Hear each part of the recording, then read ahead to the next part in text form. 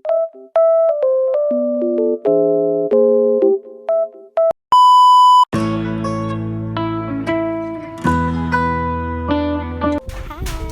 back again to my vlog.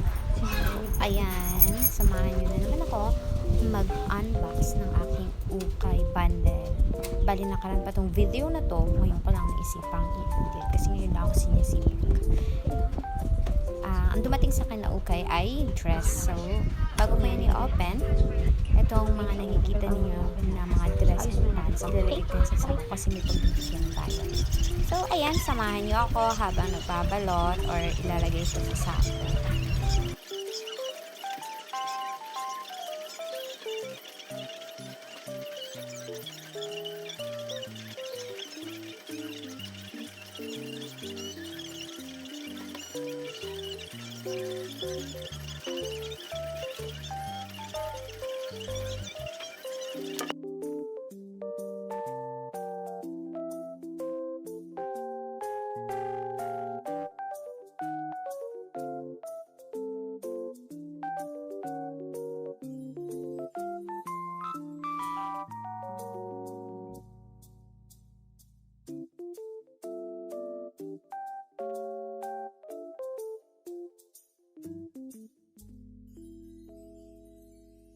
Ayan, malapit na tayo matapos. Tinalik ko na at magwawalis ako para kapag inopen na natin itong bundle ay malinis at pag nilagyan natin yung mga dress, diba? Bali, itong aking dumating na bundle ay dress. May bigat siyang 40 to 45 kilos. Ang laman niya ay 130 to 150 more or less. Bali, sa 130 o 150 na dress na yan, hindi lahat panalo, hindi lahat magaganda. May mga pangit at hindi abot sa standard na gusto ko.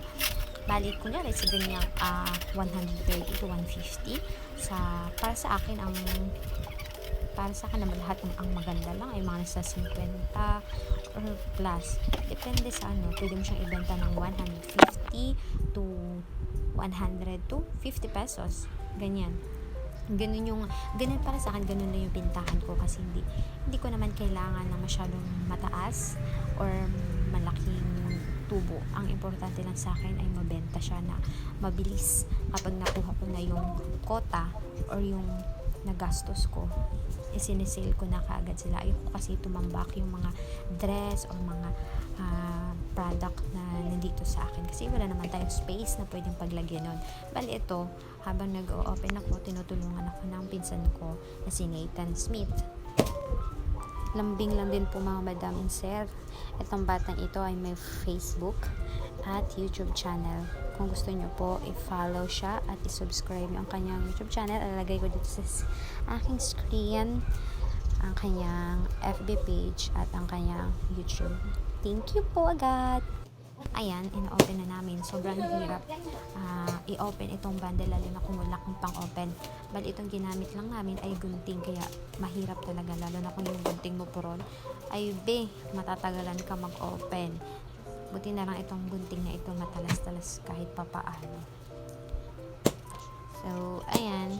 Tingnan nyo na lang sa video na ito kung ano yung mga gagawin namin.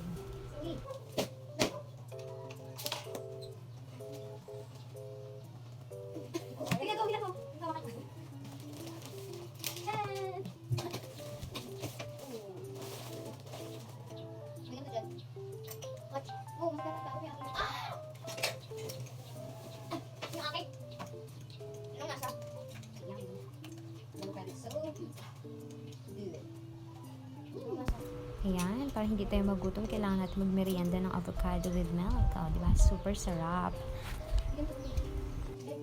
Kung tatanungin ninyo ako kung madali ang ukay business, sinasabi ko sa inyo, hindi. Wala naman sigurong madaling negosyo, diba? Lahat kailangan paghihirapan. Itong ukay business na pinasok ko, nag-enjoy ako kahit na nakakapagod, kahit na masakit sa likod, sa balakang mag-picture-picture, tapos ibugos lang ng mga tao ng mga dyan, ng mga bugos-bugos buyer dyan. Ay, naku be. Isipin nyo na lang yung pagod, yung effort, yung time na binigay ng seller para mabigay sa inyo yung maayos yung produkto. Ang packaging, binabayaran. Ang sticker, ang thank you card, lahat yan binabayaran. Tapos ibubuhos nyo lang. Yan ang isa sa nakakapanghina sa isang negosyante. Kaya kung ako sa inyo, mag-isip kayo bago kayo mag-mind kasi sobrang nakakapagod. Hindi naman sa nagre-reklamo ako, pero yun naman talaga kasi ang totoo. Sa realidad tayo na may mga tao talagang mabubugos at mamubugos. Pero 'di ba, kapag may ganun yung time, yung dumadating ako sa punto na may nagbubugos sa akin, sabi ko, okay, siguro lalawakan mo na lang yung pag-iisip mo. Pero sinasabi ko sa kanila na ito, ganito, ganyan. Ay, hindi ko na sasabihin ko. Oh my gosh. Pero hindi ako nagrarant ha. Pero sinasabi ko lang yung totoo kasi yun yung realidad. May mga ganun talagang tao. Pero go lang. Kasi yun na nga, 'di ba? Kung may naririnig kayong maingay, tiktilaok ng manok, tunog ng sasakyan, tunog ng electric pan, hayaan nyo na lang kay nag-voice over man ko. Wala man ako nasa loob ng kwarto, nasa labas lang man ako. So ayan, tinulungan ako ng tita ko na buntis kasi gusto niya rin mag-open. Nag-face mask na kami kasi syempre hindi natin alam kung ano yung ito, 'di ba? So ayan, bale siya, may nakuha na din yung tita ko. Kung nakikita niyo yung green sa may gilid, ayan, nakuha niya na yan. Yan, nagsisort na din kami. Susort na kami, pero sa lahat ng nagustuhan ko sa dress na yan ay nasa 50 piraso lang. Yun na yung ibebenta ko ng 150 at yung iba isinama ko na doon sa ibibigay. So ayan, kung nakikita nyo, nag-steam pa kami para maging maayos yung product sa pag-picture, para maging maganda din siya tingnan kapag dumating sa inyo. So thank you kay Bentong na nagtulong sa akin na mag-steam ng ating madamit. So yun lang guys, bye!